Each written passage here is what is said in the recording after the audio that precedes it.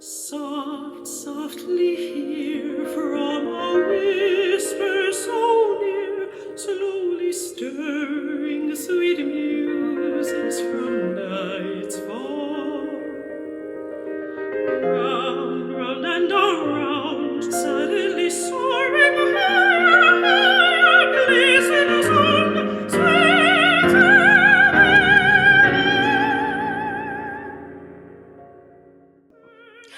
This is Pamela Kuhn, and the curtain is up on Center Stage, the show about the arts and the artists behind their work.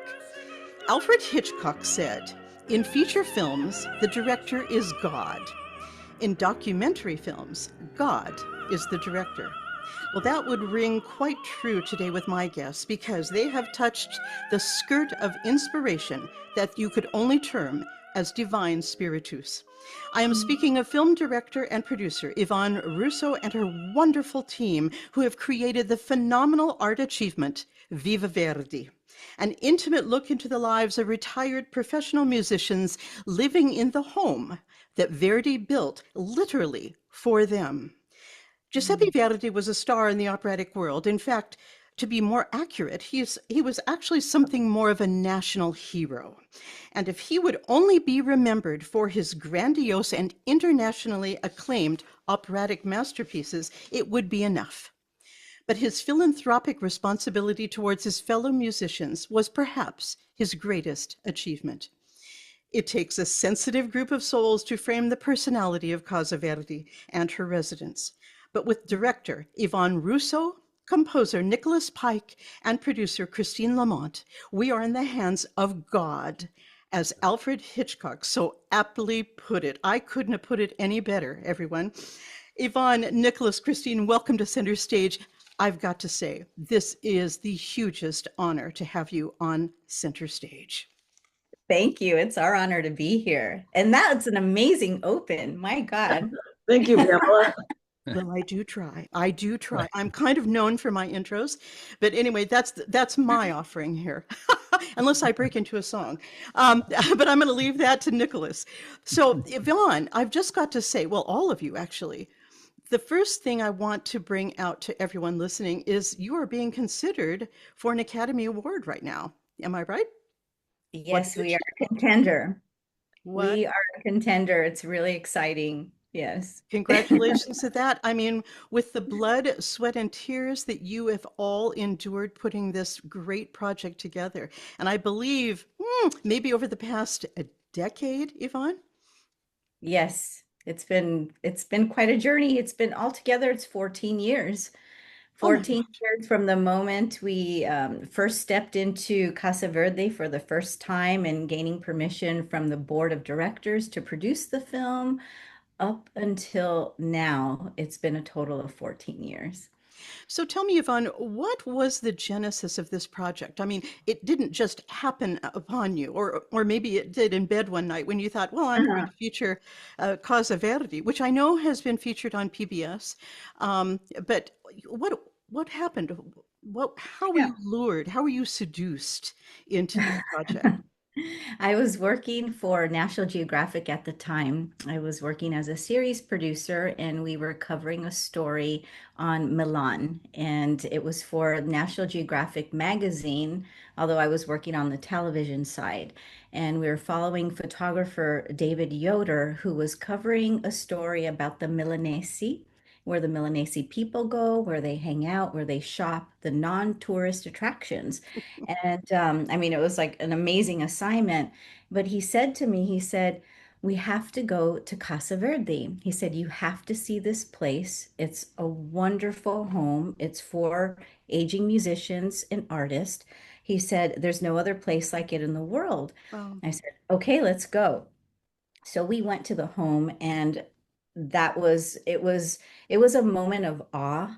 It was inspiring. It was deeply spiritual in the sense of I was so moved from the moment I stepped into the place because it was all this beautiful like sonic color, but also like there's there's an essence of feeling the music, and the vibrations are just so lovely and engaging. And the moment I saw Residence for the first time, I was just in tears, like bawling, crying. And so there was this, I wanted to know more. I mean, I could talk about this forever, but I wanted to know more. And I had to wait until my assignment was over before I could actually like pursue a feature documentary and telling the story. So we finished, the series was over, and then it was time to think about, well, what's next? And so at that point in time, I was like, I need a producer. I need somebody who would really understand, and have a love not only for opera, but for you know seniors in this space and all things Italy. And Christine La Monte came to mind, and she actually came to mind during my meditation in the morning. And there was this voice that came to says, "You've got to contact Christine La Monte."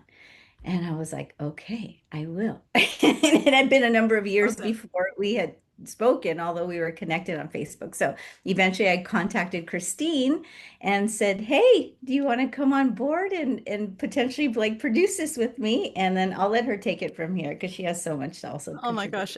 And Christine, I gather that you do have a very strong Italian connection yourself. Yes, actually, I was brought up with opera, so who better to produce this Viva Verdi than someone who has the love of Verdi and grew up with opera and also had the tools because I had worked at studios Mhm. and worked with Zeffirelli on La Traviata. So I was kind of groomed in a way to be a producer on this, I feel. So I was very lucky to be involved. It's brought such joy to my life to be working with Yvonne, with Nick, and on this film, and to listen to Verdi all the time and to Nick's music. What could be better? Exactly. And I Yeah. understand that you've also been involved in Ai Weiwei's production of Turandot, which you've That's also right. helped to Yeah, I produce. was produced that as well, and lucky to have both films on the Academy portal right now. They're both Oscar qualified, and Wow. so very lucky. The opera gods have been smiling down on the Verdi, Puccini, and Zeffirelli. I feel so lucky, fortunate. Did you ever, I mean, I understand, Christine, that you are quite esteemed in your own career as a producer. And did you ever see yourself actually going into music so strongly as a Absolutely. possibility? Yeah, actually, I have music around me all the time, and a few of my boyfriends before were musicians, and so it was always kind of the background and the muse often, and so music's always been in my life. So I'm thrilled to have it around me at all times. What could be better? Notice how she says boyfriends before and now they're gone because musicians sometimes don't stick around. Sorry, Nicholas. I'm But sure for you're just Christine, the it's opposite. worldwide. Christine has I, worldwide boyfriends. No, I'm kidding.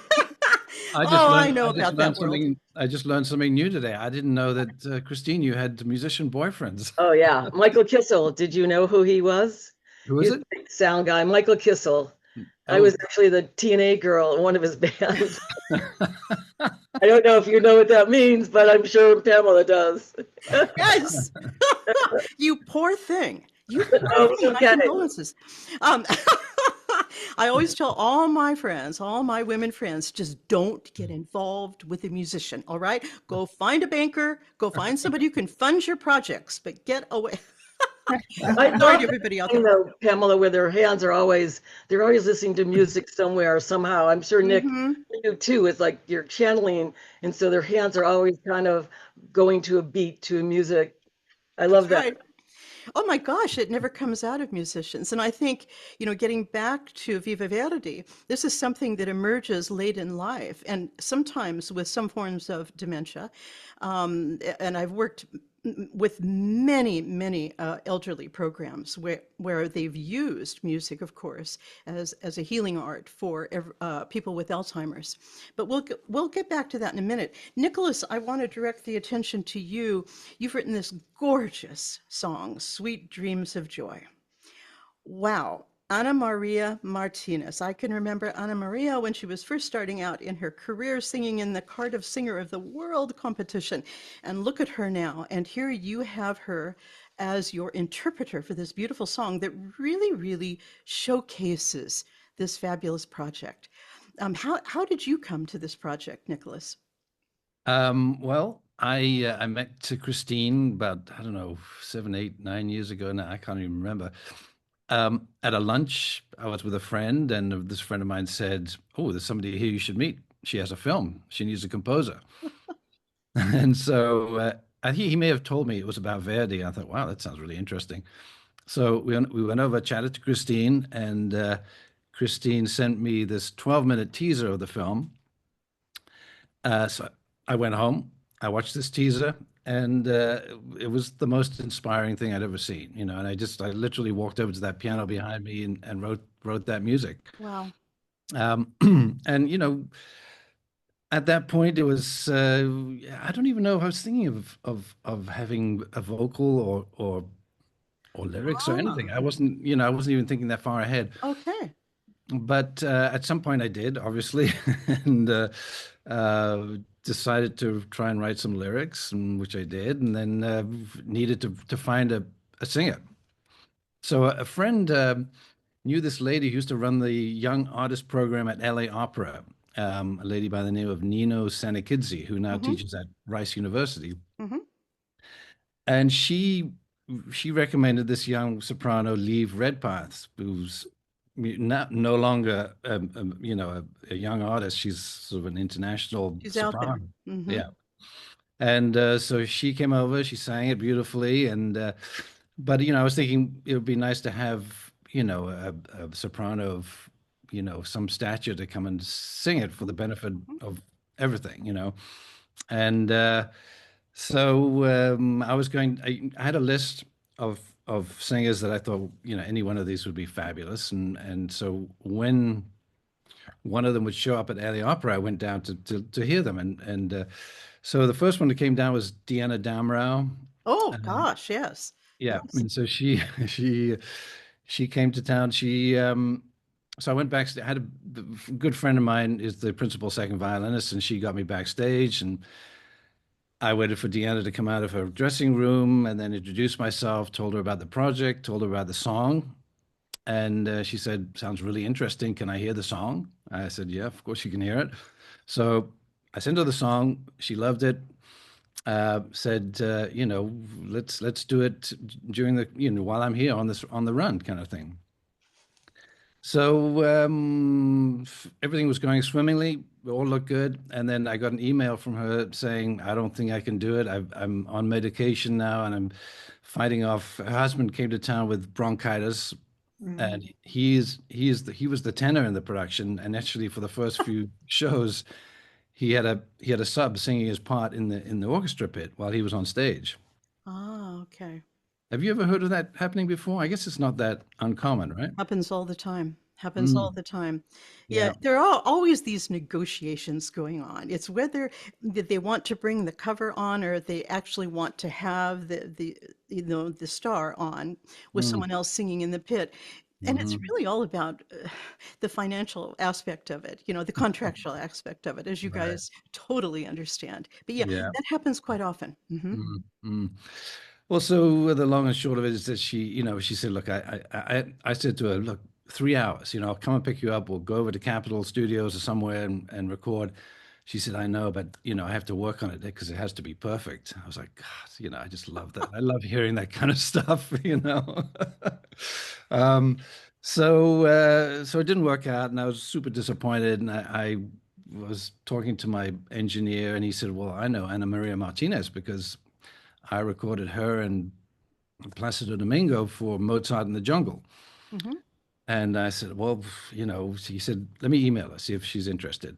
And so he did, and she was. And so we flew up to San Francisco and recorded her at Fantasy Studios there. And that's kind of how that all came about. That's lovely. I've got to get back to the text, though. Mm, You wrote the music first, and I want to spin this around because I feel that we have a beautiful cycle here. This film is about one of the greatest operatic composers in the world. And you were writing a piece, Nicholas, that perhaps you would have left as just orchestral, which would have been gorgeous. But then did the words come to you? I mean, obviously the melody came to you first, and I have a feeling that's very much how Verdi wrote himself. Were the words just a little frosting on the cake? Did it just like come to you? You know, in Sweet Um, Dreams of Joy? yeah. I mean, honestly, they came very easily. So I thought, well, this is meant to be. There you go. I just sort of started, because Sweet Dreams, when the passion of within the house and the energy and the inspiration of it all, it just, just the lyrics just kept flying out, and I just had to sort of pick and choose what Love worked that. best, honestly. I have to tell Um, you, I was a little surprised after 2 days to get this amazing song from Nick that was inspired, obviously, and then giving it to Yvonne, and Yvonne obviously had a great response. And what did you say, Yvonne? Let's hire him, Oh, right? I remember, well, when Christine sent it to me, she was like, check this out. She goes, Right. oh my God. She goes, look what he, so we watched it. And I said, he composed that just from watching the sizzle and the proof of concept? And she was like, yeah, I was like, wow. I was like, there was so much heart and so much passion, Hmm. so much subtext that I was like, if he can do this in that amount of time and just get that, he just went straight to the heart. And that as a director, it's all about emotion. That's right. And I was like, yes, like I don't need to look any further. That's it. Like I want to meet Nick. And that's what happened. And we started working together closely ever since.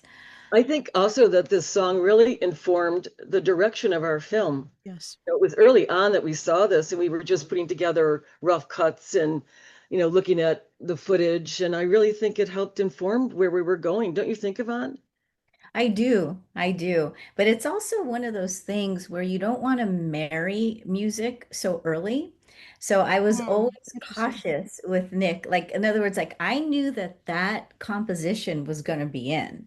But I also didn't want to say too much too early, other than like I knew it, but you never know because you're cutting so much. I mean, we had probably altogether like over 1,000 cuts, like just trying to get the story intact and everything. But Wow.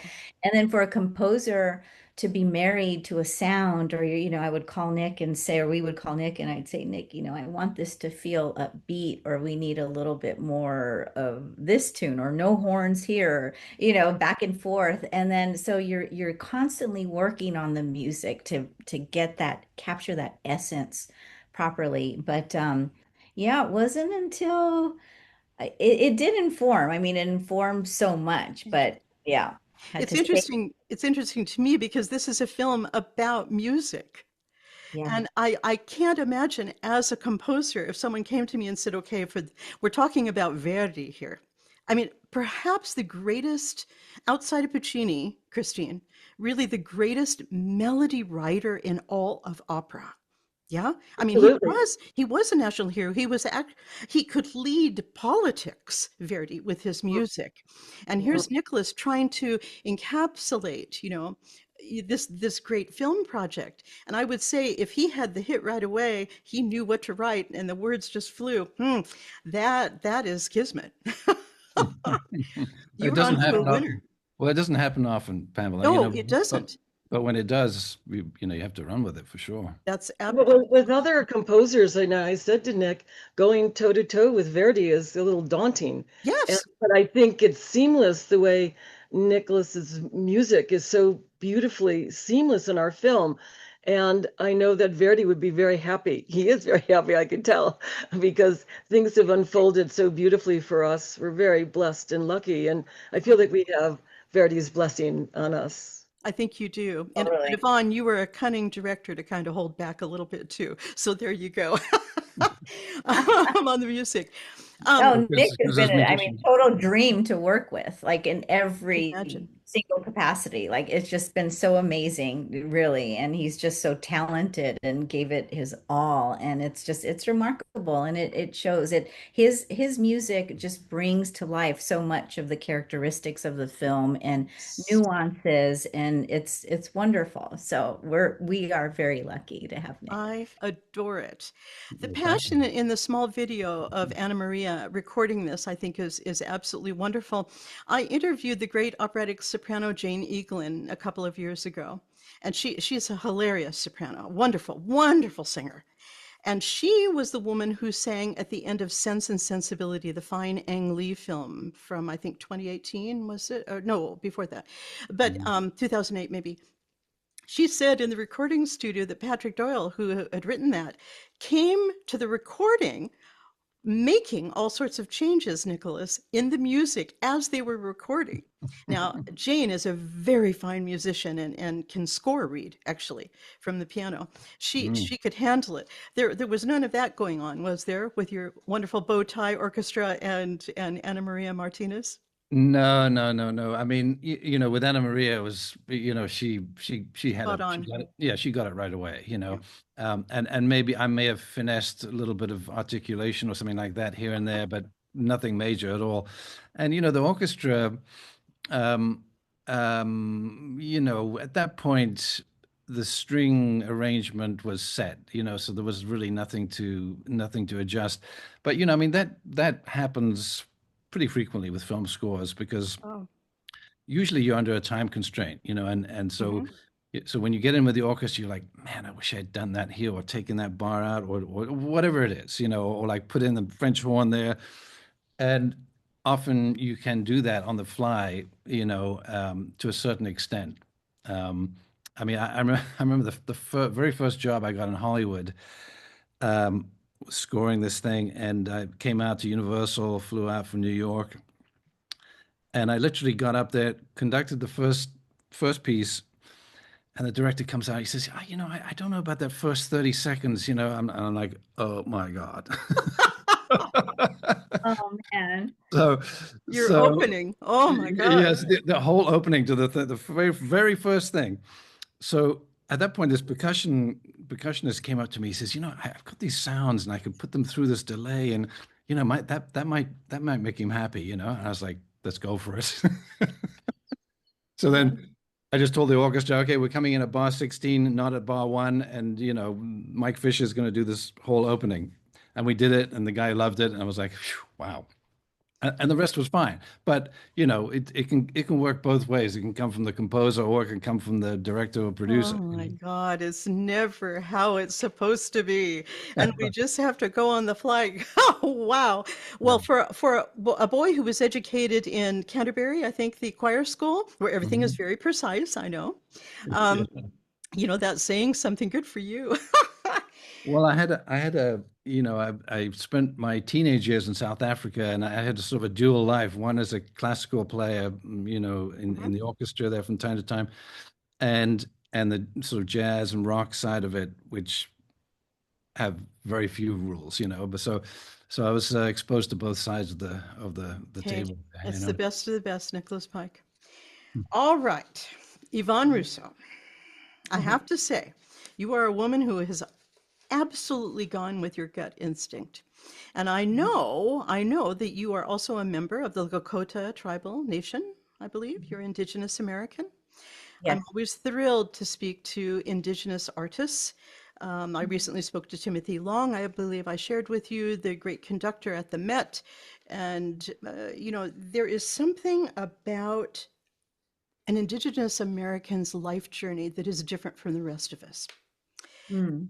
And I'm not trying to be politically incorrect, but it just is. And I Mhm. think that you have a superb quality, all of you, just inborn in you with treasuring silence and listening, as you said, to your meditation, and Christine popped into your mind. Mhm. I feel in a way, because you mentioned that you do have Italian roots yourself, Mhm. that maybe perhaps this film was also a synchronistic journey for you, that you were answering a lot of your own questions. And I can just imagine you going to Casa Verdi and being overcome with emotion, as Mhm. most of us would be. But for you, I have a feeling you were called for this job. Mhm. I feel that. I definitely feel that. I was raised, yes, so I am Sikanji Lakota, a member of the Rosebud Sioux tribal nation. I was raised by a single mother. My mother is full-blood Lakota, and she married my father, who's Italian, but it was short-lived, a short-lived marriage. They divorced when I was 1. I didn't grow up with my Italian side at all. I don't really have, never had a relationship with my father. So that was a big void for me in my life. Right. But I wasn't aware of it, to be honest, because my mother is really like a superhero. She raised me. She never left my side. It's always been me and my mom. Like she's my bestie. And growing up, I grew up with our traditions, our sun dances in South Dakota, which my mother Marvelous. is a practitioner. She's been dancing for 30 years. And so when we go back home to practice, we're away from technology, we're away from media, we're away from everything for 2 weeks of just sitting in nature and listening to the drums and being in rhythm and fasting and being in rhythm with cosmology and the stars. And there are things that I've learned within my teachings, like the teachings, Lakota teachings through the medicine man growing up since I was a little girl.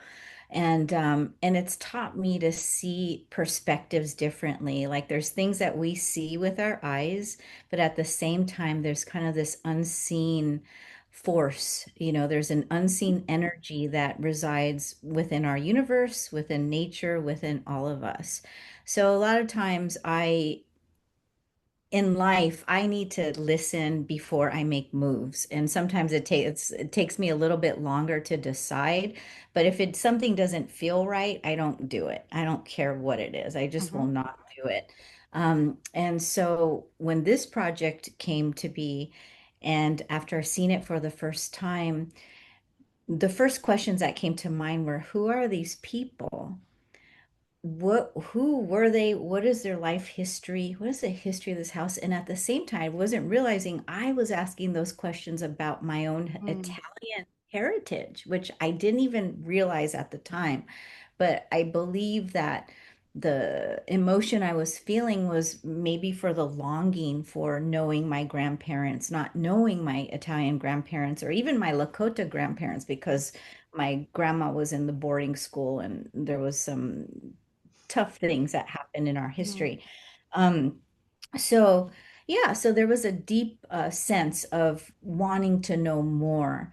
And yeah, I mean, it's every choice that I make is always, I always say it's a circle, a concentric, it's a circle, because everything we do affects 7 generations, you know, after us, you're leaving a legacy in what you do. And I'd rather walk in shoes that feel really good about those decisions that I've made than do a whole bunch of things that just don't really resonate. Hmm. So yeah, so I think that is part of the journey for me and for this film. And for this film, um, it's a service. It really has been a Mm. service as a director because I've learned so much about myself through it, again, through that Italian side, but also being able to offer this film to the world so that they can see, you know, that we should really pay attention to that third act of life and to our grandparents and to our parents and those that are in that bracket, to understand the wisdom that is obtained, that we can tap into that wisdom and that knowledge and that energy and that life force. And that's in our Lakota ways, you always cherish your elders, you always respect them, highest regard. And that's what I'm hoping that our film also conveys in terms of its themes. Yes. Okay, I'm becoming verklempt. You are hitting on so many things right now, and I think the broad picture in this film, for me, upon viewing, was really the big issues you're dealing with of aging. Aging for a musician is a weird thing. I mean, Nicholas, he's going to be okay. He's sitting in his studio. He looks gorgeous now anyway with the silver hair. I mean, for certain divas like myself, we want to stay relevant. And Casa Verdi has offered this place to stay relevant, to be able to do their art, which is, wow, so profound. And to me, there were a couple of elements in this film, Yvonne and Christine, that you hit upon that were so important. For one, our wonderful singer pianist who'd had a wonderful career, and then she was forced out of the country and performing because of issues with immigration, and then she ended up going into marketing, and then but look at how it came full circle. She ends up at Casa Verdi and able to reunite with her music again. Mm, Same for the drummer, the kid. I loved that, the youngest guy. yeah, I mean, at 77. These Vienna. these are such important issues for everyone to look at. And then, of course, the I music think that therapy. at Casa Verdi, all the five people that we follow all had dreams that all came true while they were living there. Yeah, And you see yeah. these little altars to Verdi in every room because he's such a beloved savior for all of them. Oh my gosh. Really it is. Yeah. To be with like-minded people, especially in your third act, is such a gift. And then to be inspired by a younger generation where there's intergenerational exchange of energy and knowledge. Yeah, That we it's hope that this is profound. a blueprint. For me, Indeed, it should be a profound. blueprint. It should be a Yeah, blueprint for every retirement home in the world, yeah, Indeed, you know. indeed. Uh, and, and it doesn't have to be just music. I mean, you know, whatever somebody's specialty is could be, you know, the theme of the place. Because, you know, like Christine was just saying, the fact that the younger generation comes in and gets mentored. I mean, that's how we evolve, you know. We don't evolve by Right. making the same mistakes over and over again, which we have a habit of doing. That's So, that's right. And to see the young people coming in, the 16 who are resident, and it's just so equitable. Everyone is helping everyone else. But I'm dying to know, Christine and Yvonne, how you chose the particular performance you did. And did you storyboard, or did this just evolve after thousands of hours of shooting? yes Oh to my both, right? Yes goodness. to both of It's, those. it's everything. Yeah, We did storyboard. Let's see. So everybody was interested in being in the film. I mean, Okay, we I bet. probably captured about altogether maybe like 40 interviews, with different guests. Hmm. However, we had to really decide. So what happened was a couple of times when we went back to Italy, people who were going to be in the film had now moved on to a different level of hospice Yes. or they were no longer Oh with my us. gosh. Yeah, so that was eye-opening for us and it was like, oh wow, like this can happen quickly. So we um Mhm. we chose the artists that were they allowed us to come back over and over and they also were very open. Their families were open and they also had tons of archive and they were just so eager to be on screen. And when we started to do the string out, start to really look at the footage, we had to assess how much we had for each person and can we build Mm. these story arcs with them.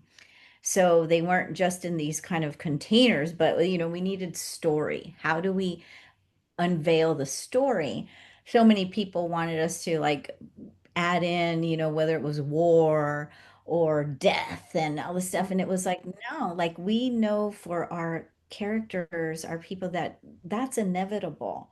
So we need to focus on the joy of living. And so, yeah, so we mapped everything out and then we came up with, the different characters that you see, different people that you see, and we just had enough to create these arcs for them. And that's really how it started to emerge. But it does take, several months to string everything out. And Christine, please add too. I yeah. know. Well, the archival really helped inform a lot of things as well. We had beautiful archival, personal archivals, and then we found we had a great archivist producer as well, Veronica Brady. And I think our archival is really beautiful. I'm very proud of it.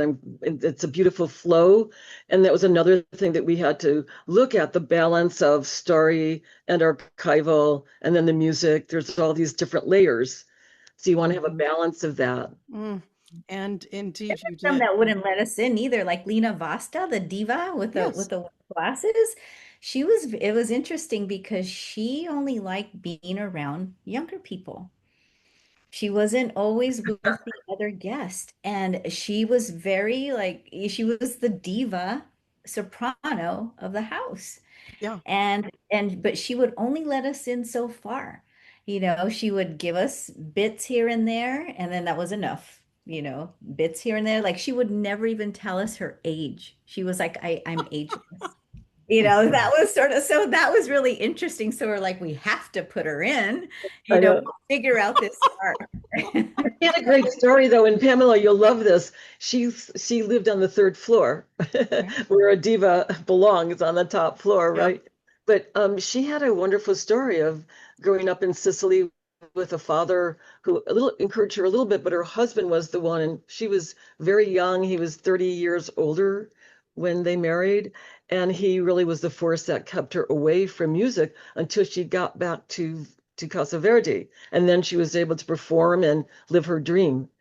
And she sure did. She really inhabits that role herself because she's very much the diva. And I know many divas who will not indulge their age, Right. even when they're young.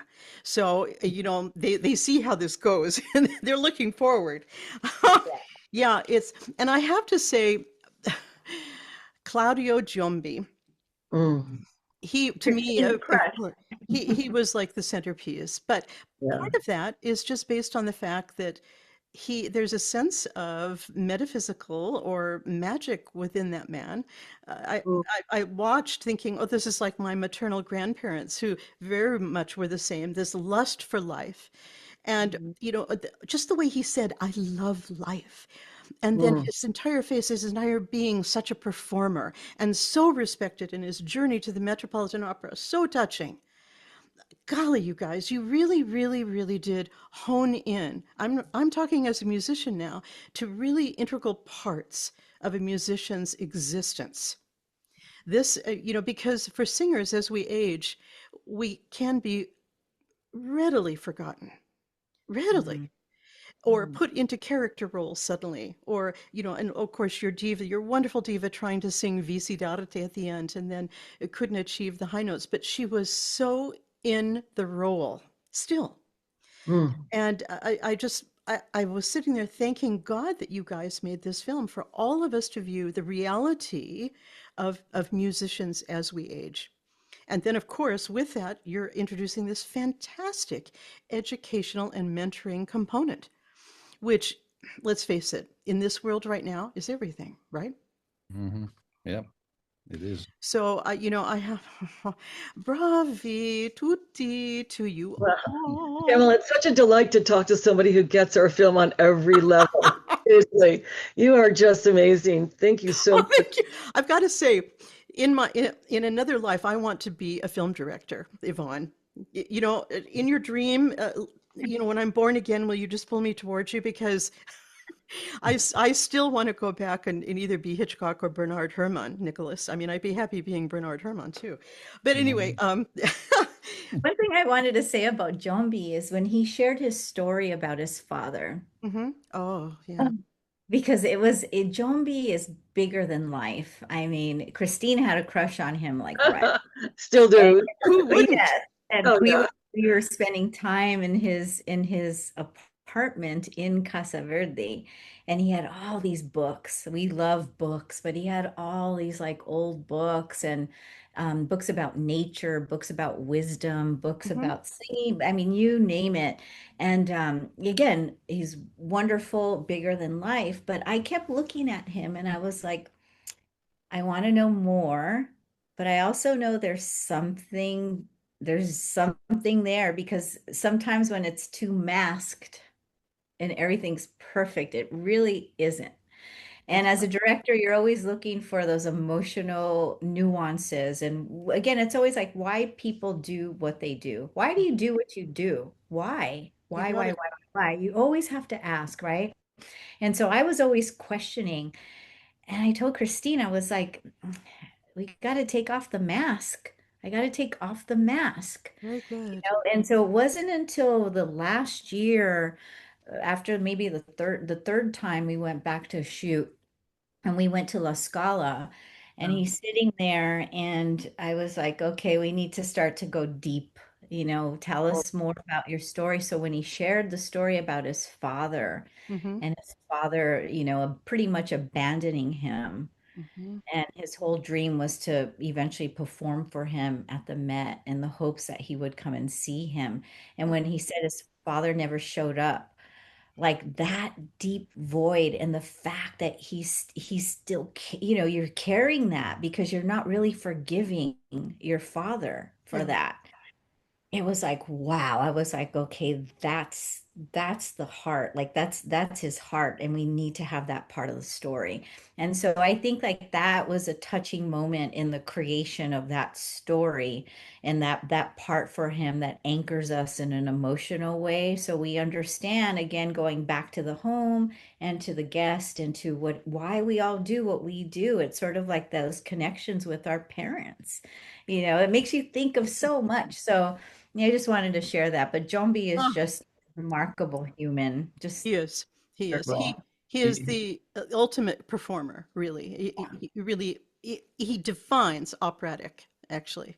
So yeah. and the ultimate mentor too, because there's yes. that scene where he's with that young group of people, and he's got electric guitar player, he's got a harpist, he's got a soprano, he's got a piano, and encouraging them to basically improvise on this little sequence of music that the harpist is playing. And the look on the young soprano's face when he points to her to sing something on top of it, it's like she looks back at him in shock, like, you want me to do what? Yeah, And that is breaking the rules of music, right. classical music, right there. The idea of improvising on a piece, on an existing piece of music. So that speaks volumes about him right there, I think. But he, like all of you, is an architect. I mean, you could see that very clearly. Wherever he was going to develop his new foundation. And you're all architects in this room right now of Mm. this fantastic project. Wonderful project and so worthwhile. And if this just ignites any ideas, all of you, Christine, Nicholas, Yvonne, into people out there who are willing to put the money up for any homes for professionals, let's say, when they have nowhere else to go, then you've achieved great things, just like Verdi did when he hired every artisan in the world to come and build this place, so his friends would have a place to stay. We're having a great reaction, actually, Pamela, from retirement homes and opera houses that want to license our film to show their audiences. So we're very blessed in that way, and word of mouth keeps spreading. So we're getting calls from all over the world, actually. So it's I been love an that. exciting time for us. Oh, I love this. This is Yeah. so perfect. Well, you guys have achieved the Viva, you know? I mean, I'm so proud of you, and I'm so proud to be a part of this. I have a signature question I ask all of my guests, and I'd love to go around so all of you can answer this. And I'm sorry I'm springing this on you with no warning. But maybe, Christine, we can start with you because I have a Sure. feeling it will be instantaneous. Is there one word or phrase which defines who you are to the depth of your soul? Um, I guess it would be fearless. Oh, you see, I told you. Instantaneous. I love that. Yvonne. Authentic. Okay. All right. I think so. And look how strong you are. You are so strong, all of you.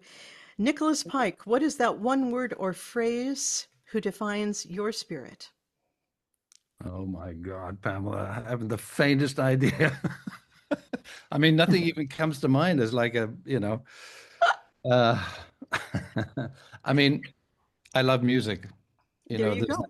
there's That's that. enough. And that, yeah, I mean, that kind of, that defines my entire existence, really, It does. yeah, from the lowest lows to the highest highs, that's where it resides. It never has to be a profound or complicated term, Mm, Nicholas. It mm. just is. And just like Yvonne and Christine are saying so beautifully and openly, that's what the spirit of your film is about. One more thing I want to say. I cover the Turner Classic Movie Film Festival every year. And last year, Steven Spielberg was there to speak about, it was a special showing of Close Encounters of the Third Kind, his director's cut. Mm. Speaking about Jombi's father, Spielberg spoke so eloquently about how his father changed his life when he took him out on the lawn one night to look at the night sky. Mm. Mm. Wow. We know that Spielberg is always looking for an emotional response from everything in art. Mhm. And I believe that you have all achieved that here. And I thank God for the universe for sending all of you together. So because you guys are special.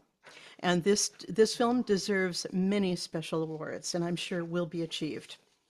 And Yvonne, I believe that you have a showing December 3rd at Lincoln Center when you have my good friend Fred Plotkin going to host the Q&A. Oh, wow. Yes, yes. And we'll all be there, which is wonderful. So You must fantastic. come out. Oh, I think Well, it's can you join fantastic. us, Pamela? I Can you join us? can't. Well, unless there's some sort of supersonic jet that can take me there. Yes, because I'll be there. But no, I can't. But I will be there on the 18th when you're in Bedford, New York, when I believe it's just Yvonne. Wonderful. Yes. Excellent. That's wonderful. Yes, it would be so great to see you. Thank you. I was going to I ask you if you're going to come. Oh, So, definitely. I will be there. I'll be there in spirit on the 3rd when I know Fred Plotkin will thoroughly immerse everyone in your existence. As I know, Christine, you've been interviewed by him, and Yeah. he is a force of nature as well. We love Fred. He's been a great champion and supporter of ours. We're so grateful. Oh, he's amazing. He's Yeah, a he's walking the lexicon. best. wow. Do you I know, look forward to meeting him. I interviewed him recently, and I said, okay, Fred, I just want to talk about your journey, right?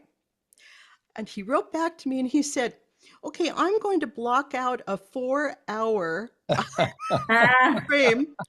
And I wrote back and said, I can do 3 max. And after that, I'll start to suffer from low blood sugar. So make your choice. That's funny. But that's Fred, and he really does know about everything Italian. Oh my God, and especially opera, of course. But that's another story. Go view my interview with him when he tells the Leonard Bernstein story about you learning at his feet. It's something else, and definitely special, but not as special as you guys. But thank you again. This has been rich and wonderful, and good luck with Viva Verdi. Christine, Yvonne, Nicholas, is there anywhere everyone should go to visit online to really, really look at what you're doing thus far? Well, actually, one thing they can do is AARP is having a screening, a virtual screening on December 17th. Fabulous. So they could just sign up and see the film. We would love it. The holiday screening. That would be great.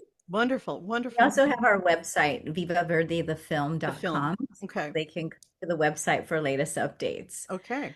And Nicholas. Yes. And if they wanted to just hear the score from the film, they could go to Apple or wherever people could go for music and look for the Viva Verdi soundtrack. Well, you guys have said it all. And I want everyone to watch for Nicholas's song, Sweet Dreams of Joy, sung by Anna Maria Martinez and ably accompanied by the Bowtie Orchestra, which is really interesting to me. They're from Russia, I believe, Nicholas? Yes, there are a number of orchestras, Of course. Eastern Europe, Russia, all over the place, and they've started this service and it's very reasonable. There are some kind of difficulties in that you have to sort of work with them over Zoom, Right. but Right. the audio quality is very good because they record there and then they send the files back to you, kind of thing. But you can buy like half-hour segments with sort of any size orchestra, and of course this kind of music is totally their wheelhouse. Romantic weeping. So we were able to do that, and so the strings were recorded in Moscow. One of these days, I'll share with all of you my stories about my friends who've gone to the Eastern European orchestras to record. The stories are really good. Some of them really frightening, some of them fantastic, but all of them had to take their own music. I mean, it's huge. It's huge, but you get this wonderful playing of these people who are really hungry, and it's fantastic. One of my favorite stories is a friend of mine went to Moscow. He actually went to Moscow to record a score. And so in the morning, it was a big orchestra, 70, 80 pieces. They rehearsed everything, got everything sounding great. And he said, well, after lunch, we'll come back and we'll start recording. So he came back after lunch and it was a completely different orchestra. Orchestra, that's right. Yeah.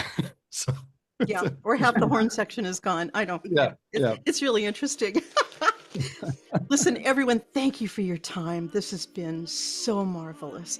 And everyone listening out there, I want you to look up Christine La Monte, Yvonne Russo, and Nicholas Pike.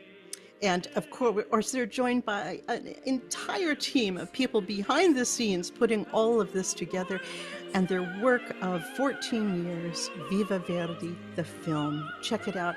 All the best for you guys marching towards the awards season, all of you. And yeah. And Thank you, Pamela, so much. So it's such a delight talking with you. Thank you. Yes. Thank you so much. Thanks, Pamela. This has been magic.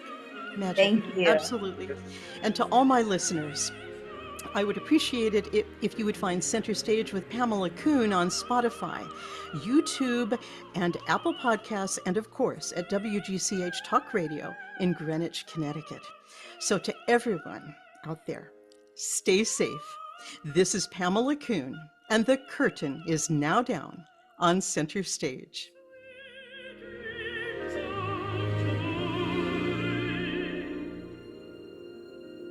Sweet